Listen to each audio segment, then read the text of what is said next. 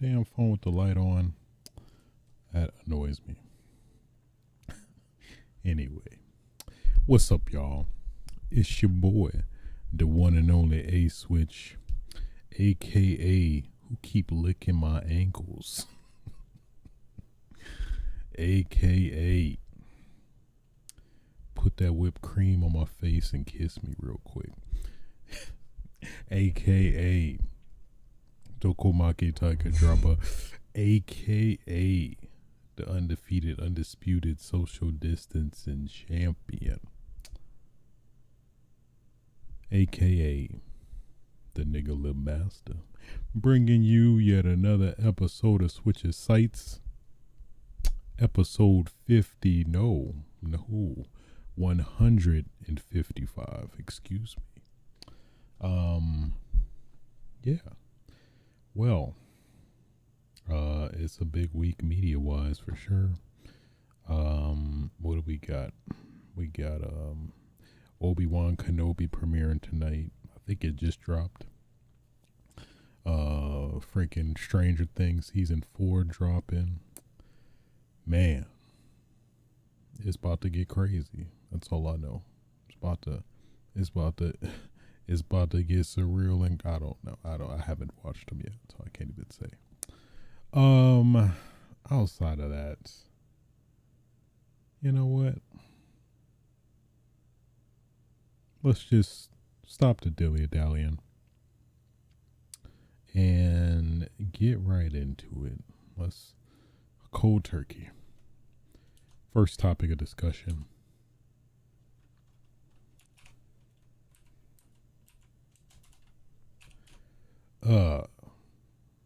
Norman Reedus. We all know him. We all love him. He basically confirmed Death Stranding 2 via an interview. I believe leoedit.com. Yeah. So basically in the interview, he was asked, I think totally something unrelated more or less, but basically he interview asked Norman about how Death Stranding came to be about, where essentially he said Guillermo del Toro, who gave me my first movie, called me up and said, hey, there's a guy named Hideo Kojima, he's gonna call you, just say yes. And I go, that's some really good advice, because I think otherwise he'd be like very hesitant, I would assume. What do you mean just say yes? He goes, stop being an asshole and just say yes. Then I was in San Diego and Hideo came with a big group of people. He's from Tokyo, and then he showed me what he was working on a game called Silent Hill. I was blown away by what he was showing me, and I was like, yes, let's do this. It's not Miss Pac-Man.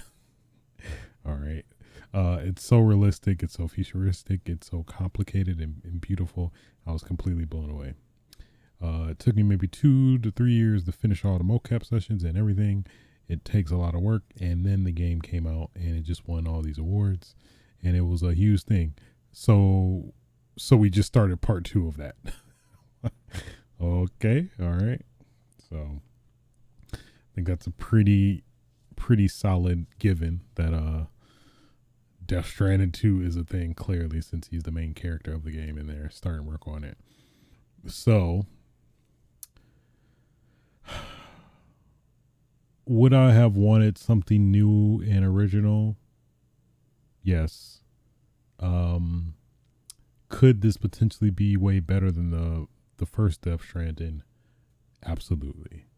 So I'm pretty sure Hideo was aware of all the criticisms people had towards the first Death Stranding.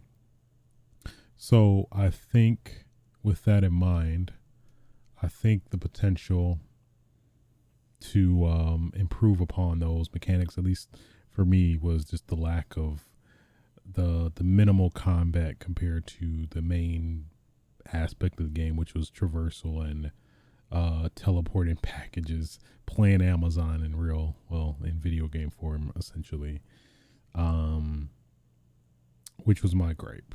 So hopefully, I can definitely see the potential of Hideo at probably adding a bit more action to the sequel and maybe minimizing the delivery portion, or maybe like making it more optional than essential or something like that. I'm pretty sure there's probably some way to get a balance. So I think even though this is a sequel to a game I wasn't crazy about, I think the potential is still there to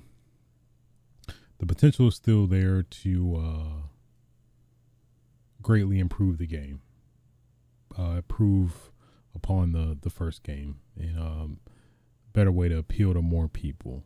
I know there's definitely, of course, for any game really, people that this game does appeal to a lot, but really did not grab me in like I wanted personally. I've yet to play, mind you, I've yet to play the director's cut. I'm guessing it won't necessarily change my opinion, but we'll see whenever that happens. Whenever I get around to doing that, but yeah, I don't hate it. I guess just strictly based on the potential that Hideo has, and knowing some of the criticisms people had towards the first game, I think he could turn this around and hit it out the park. Probably more than likely make some satire about how people didn't like the delivery portion of the game. But I think there's potential there for sure. Then again, Hideo, he is bold enough to do a lot of stuff, so maybe it could just be more of the same. But I don't know. I feel like, especially coming on a second game of this new kind of subgenre, I don't think it will hit as much for people that was like so shocked and amazed, the first go around. So I guess we'll see. We'll see. I don't know. We'll see. Optimistic, cautiously optimistic, of course. Definitely gonna give it a shot when it does eventually drop. Who knows when that is? It could be soon. Who knows? But well, I guess they said they just started part 2 of that, so it must be a little ways ahead. So, well, at least that definitely kills all speculation of what Hideo is working on. Who knows? Maybe he could be working on something else, like perpendicular, parallel to this game. Oh, I mean, I think we talked about the Silent Hill rumors last episode. Could have probably, maybe, this is a long shot, but could have possibly struck a deal with PlayStation to pick up that Silent Hill project back with Konami. With the glue of PlayStation, possibly could have got them to both be included in the game, but in a distance manner or whatever. So I'm definitely not losing hope on that either. So it's a lot of potential. It's a lot of potential for sure. I'm looking forward to it though. Norman Reedus. I don't know. Norman Reedus. Moving on.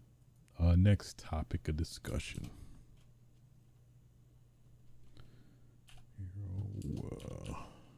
22. God of War Ragnarok has been rated in Korea. You love to see it. You love to see it. Yeah, so pretty much what it says. God of War has basically been rated in Korea. So what, for those that don't know, what that does mean is that essentially a game is pretty close to release within a maybe 4 to 5 month range. Normally when we've heard like of leaks of games being rated, it's normally been like within the span of like 4 to 5-ish months that the game will actually release, generally speaking. So considering that time frame, we could see God of War, drop you know, maybe in the October, September, October range. So at least that definitely, definitely, drowned out any of the speculation that a lot of people, include myself, was thinking that this was not going to come out this year. This was definitely going to get delayed in some way, shape, or form. But I mean, for the fact of it being rated, that definitely is a huge indicator that is definitely at least coming out this year. So that's crazy. Was not expecting that, man. Santa Monica Studio must have been putting in that work to actually, yeah, get this game just off to just going. So definitely, also additionally, more than likely confirms that we're definitely, yeah, I think at this point we have to, that we're definitely going to see some gameplay, during PlayStation's state of play, next state of play, which is likely around this summer, around Summer Games Fest slash past, well, E3 that's no longer. So yeah, that's good to hear. Definitely, as somebody, this is probably one of my next highest and highly anticipated games, next to Elden Ring. So I'm excited. It's gonna be definitely interesting after all the dust is settled towards the end of the year to see what which game is gonna be on top. I don't know, but I'm excited. That's for certain. That's for certain. Wow. Yeah, I am very surprised. Wow, it's for sure definitely gonna come out this year. Man, it's crazy. Yeah, I know somebody did actually confirm that it was actually gonna come out this year. I think one of somebody from the Santa Monica team as well did confirm, like, yes, it's coming out this year. So nice. Boy, that that's a very boy. That's all I got. That's all you gonna get. So you love to see it. You love to see it. Yeah, man, feels good. Feels good. Can't wait to be slashing people with my axe, yelling at people, probably doing doing some Dragon Ball type fights at the start. Yeah, I'm curious. Just some very mild speculation. I think we're definitely gonna pick up where we left off with that Thor fight. That's gonna be, yeah, that Thor fight is probably just gonna be just as crazy as the Boulder fight. So yeah, man. Oh, and they probably go. They gonna show it. They gonna show it at the next day. Oh my god. Boy, boy. Oh, let me stop. And with that being said, pretty much concludes the news for this week. Let's get into what I've been playing. Next topic.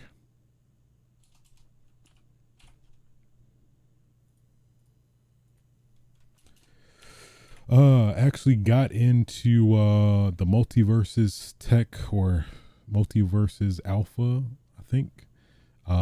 Which is basically, for those that may not know, Multiversus is this essentially a Smash clone. I mean, to just be honest, a Smash clone with the WB.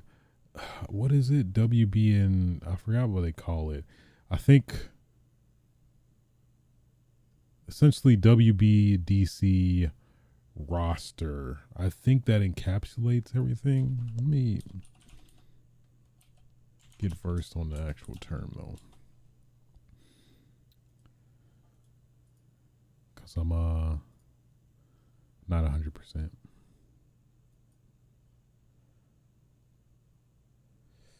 I really hate age gates. They are horrible. Burn them to the ground. Well, I know it's reasons, but just get an overview.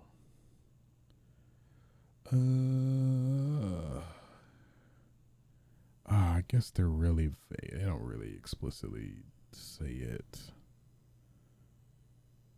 So basically, Warner Brothers and DC, but that also there's a lot of other titles encapsulated within that, with the acquisition of a lot of stuff like HBO Max and within HBO, the Cartoon Network. So a lot of those IPs are in this game. So you get a lot of characters like you got Tasmanian Devil, Velma from Scooby Doo, the Iron Giant, Arya Stark from Game of Thrones, Batman, Bugs Bunny, Finn from Adventure Time, Garnet from Steven Universe, I believe, Harley Quinn, Jake the dog from Adventure Time. I don't know who this Rain Dog is. It seemed like he's original. Yeah, I think he's an original character. I was like, who the hell is this? I don't had no recollection of this guy. Of course, Shaggy from Scooby Doo. They essentially embraced the memes and basically got a ultra instinct Shaggy in this game, pretty much, which is a pretty nice opportunity they definitely decided to take. I wonder if this whole game started with that, just Shaggy, the whole memification of Shaggy getting ultra powers, and just randomly came to be this game. Steven Universe, Superman, Tom and Jerry. That was a delightful surprise, and Wonder Woman, and of course, at least going by the form factor of the game, it's free to play, cross play supported, rollback net code, rollback net code. Yes, and what else? I think that's it. I don't think I missed anything. So yeah, at least that seems to be the motto. And then like, assuming, of course, periodically they're gonna add characters to the roster.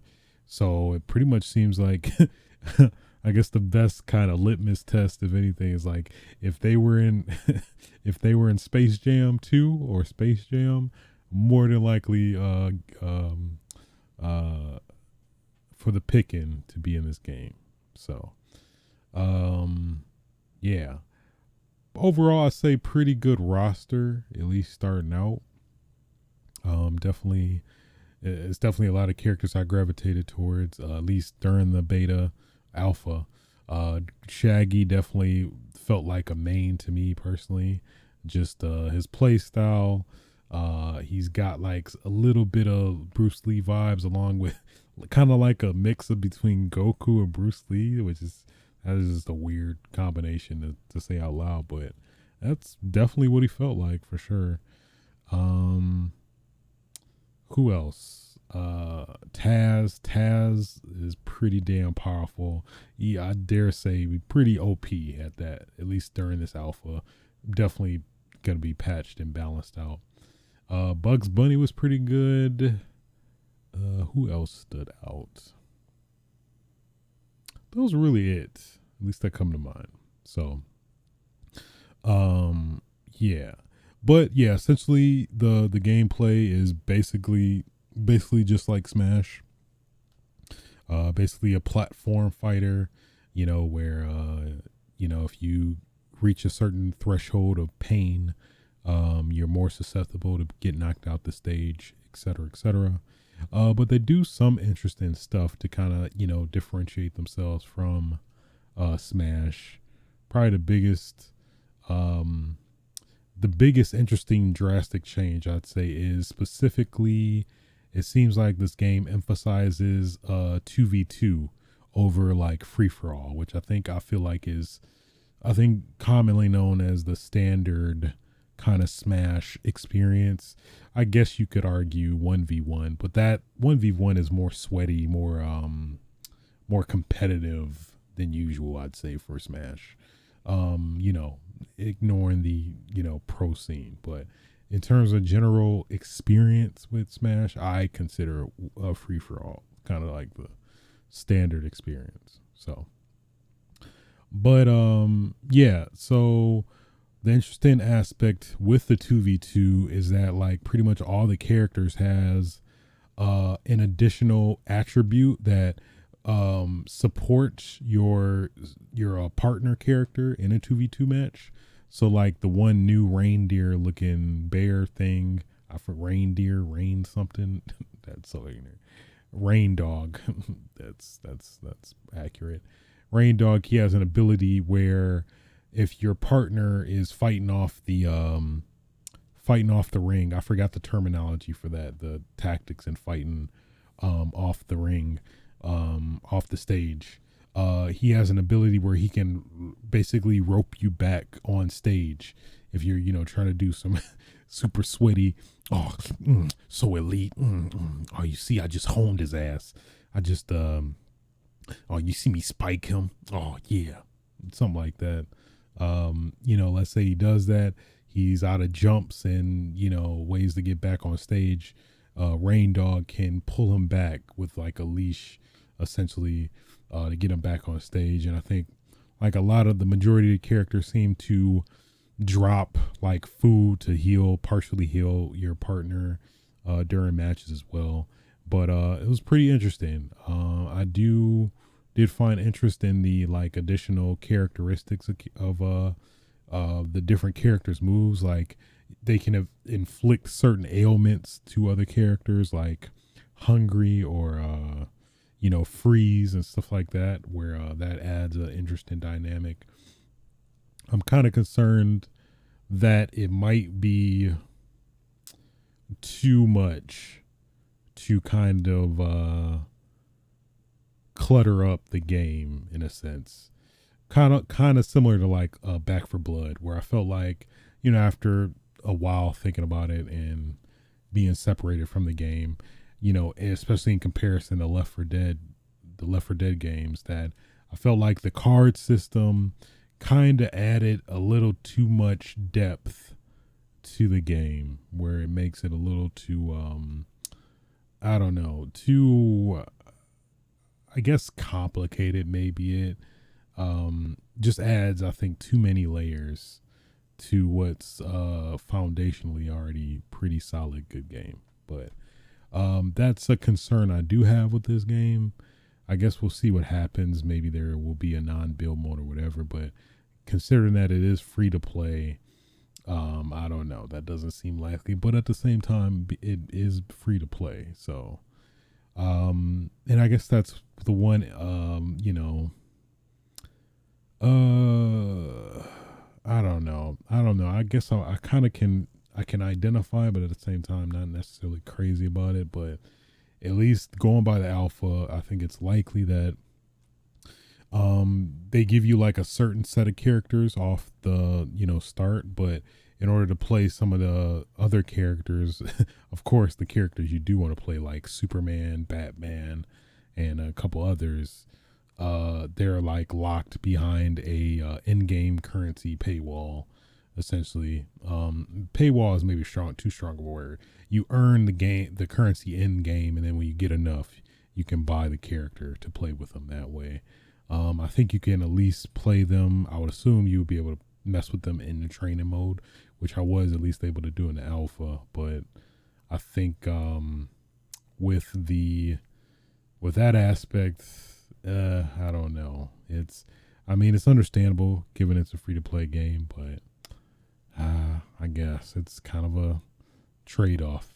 It seems like so. Could take it or leave it, I guess.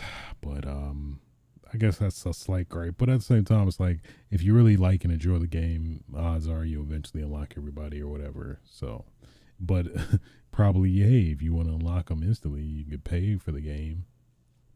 So that is of course an option too. So I can't complain too much, but at least in terms of my experience playing the game, I played like a good 3-ish hours, I want to say. Definitely pretty fun. Have to say, pretty fun. Love the authenticity to the original characters' material. Like Tom and Jerry's probably the most interesting, I'd say. Like where basically his attacks is basically Tom attacking Jerry, and then you're just in the way, which I found pretty amusing. Love the KO sounds of Tom. You hear Tom's which is pretty awesome. So it's got a lot of layers to it. Yeah, yeah, I really dug a lot of the characters. They felt authentic, and yeah, one thing I definitely did enjoy about this game compared to, like, let's say Smash, was if I felt like I can recover to the stage much easier than a Smash game. It feels like it always found it to be very difficult to fight off stage, which is, I think, generally kind of elite play or whatever. But I personally am not a fan because I always end up killing myself one way or another. So unless the character has really good stage recovery, but at least with this, I felt like it was pretty good all around, um, which I think Smash could learn from. But of course, I'm saying that as a casual, filthy casual. I wouldn't consider myself casual. I'm probably like slightly above casual. I'd say whatever pro semi casual. I don't know, something above casual. I'd say for sure. But anyway, yeah, you have a dedicated dodge button, which is interesting. Like, further setting itself apart for Smash. Your up down, up special, down special, all that stuff is in there, and of course each character has unique attributes in regards to that.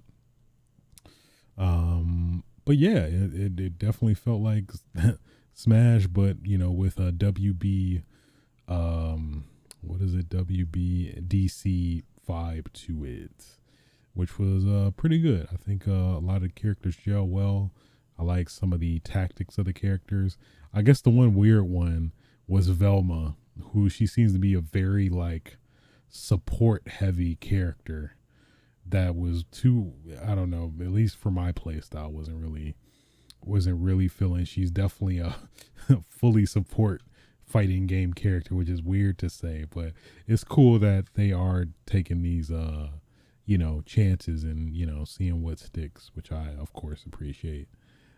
Player First Games is supposedly the developer of the game, so yeah, it's I was actually really digging it. The online felt pretty good. Can't something you definitely can't say the same for the Smash game. But yeah, that rollback netcode was felt everything felt responsive and immediate. So the potential is there for sure. I'd say like, let's say 2 years after this game has been released, they add a substantial amount of interesting characters from the WB DC roster. I think is gonna have a lot of potential to compete with Smash. In my opinion. Mind you, I haven't played the Nickelodeon All Stars game yet. I haven't played Brawlhalla.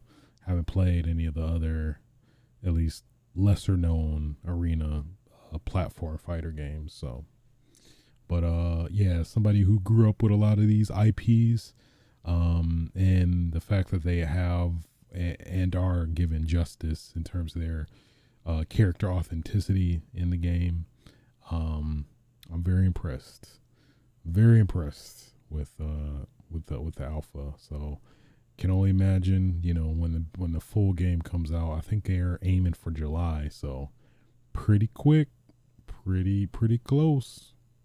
So I guess we'll see when it drops. But overall, yeah, I'm very I'm definitely on the radar. Definitely gonna give it a download when it releases. Obviously, since it's free, and just the fact that it has crossplay and rollback.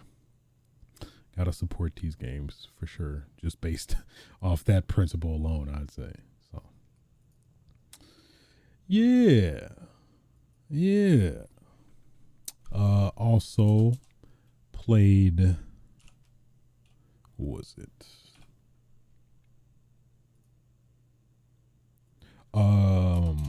Nintendo 64 Online, which is the service for the Nintendo Switch. If you have Nintendo Online, where you get access to a particular library of Nintendo 64 games. So finally, they had a restock of the N64 controllers on Nintendo Switch Online. I think they popped up around December of last year, I want to say, and just recently came in stock, and of course they instantly sold out. So fortunately, actually saw it at the right time, and actually grabbed one. So got that. I was like, yeah, now I'm ready, because I was like, I refuse to play 64 Online without an authentic N64 controller to get the full experience, which I'm very glad I did wait to do. So basically mess with pretty much the whole plethora of the 64 games. Of course, started it off with Mario 64. You know, that took me back as somebody who grew up and had a 64 growing up. Loved Mario 64. Took me back. I have to say, overall, it felt really good. I know there was a couple issues when this came out initially, where some weirdness with the emulation and the response time with the controller and stuff that I feel like they definitely ironed out before at least the second round of controllers came out. So yeah, felt really good. Felt damn near like I was essentially playing 1-to-1 the 64 version. So that was pretty great. Messed with some Star Fox 64. Loved that game. Took me back. It's pretty dope that the rumble is now integrated in the controller. That's a pretty nice touch. They added some buttons to the 64 controller, like where it essentially you get pretty much all the home and screenshot buttons and stuff like that. So Yoshi's Story, I loved that game too, man. Yeah, I was going down memory lane real hard, and enjoyed every second of it for sure. There's a couple of the obscure games that I definitely never got a chance to play or missed out on. What was it? What was it called? Sin and Punishment, which is like a rail shooter. I never played before, but definitely, I could definitely get behind it. Wingback Operations, I think. Never even heard of the game. Well, I think I heard of the game, but I think I've always been familiar with the cover art, but never necessarily played the game. But it was pretty interesting. I messed with it. Pretty much just dabble with each game like about 30 minutes and then move to other just to get the full experience.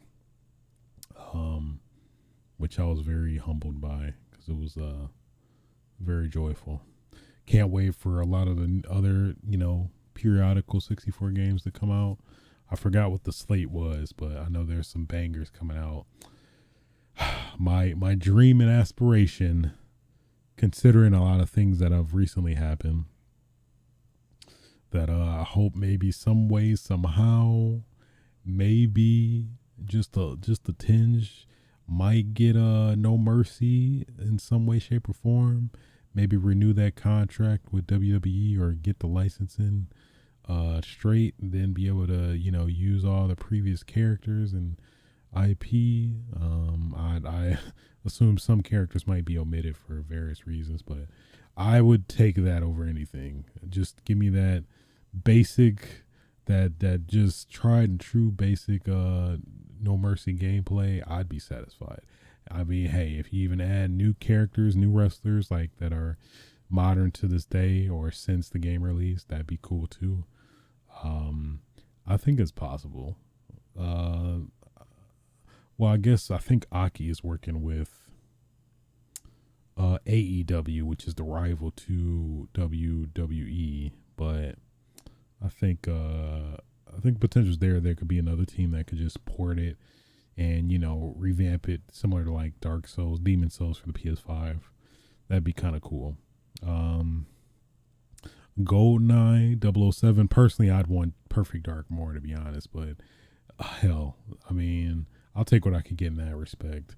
I think they, considering that, I know the licensing is a little bit more tricky with GoldenEye. I believe. I think the GoldenEye IP is currently a game IP or licensing is currently owned by Activision. Oh, I think it's currently owned by Activision, which Microsoft is purchasing, and they also own Rare, so that technically could happen.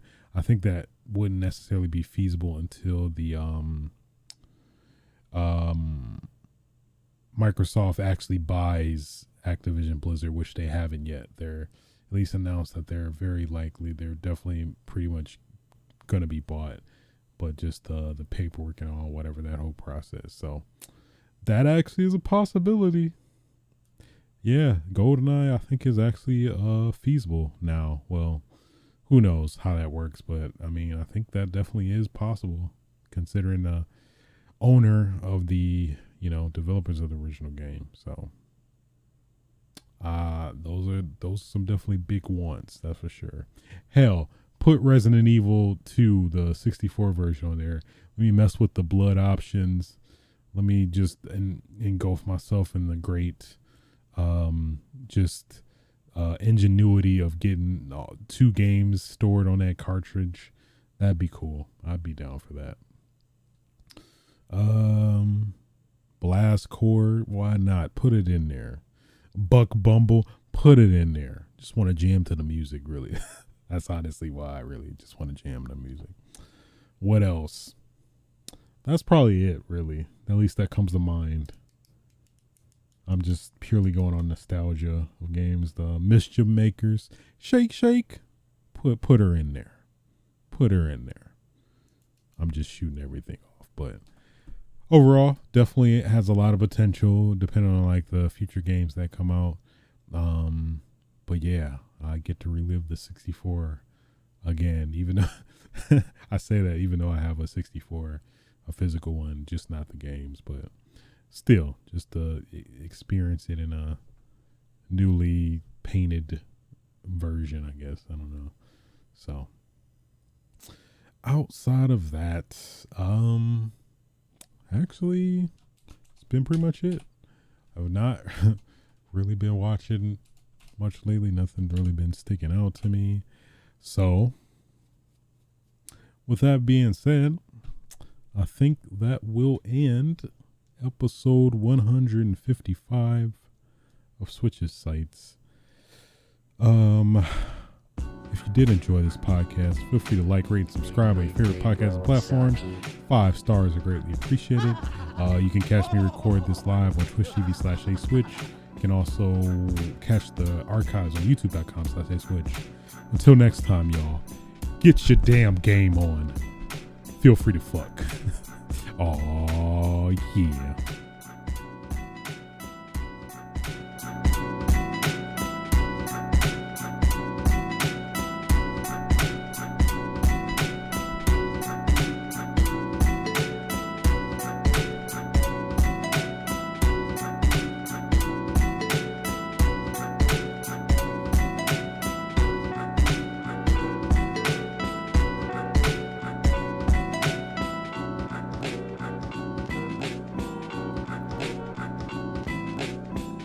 Nobody's safe. God, stop motion.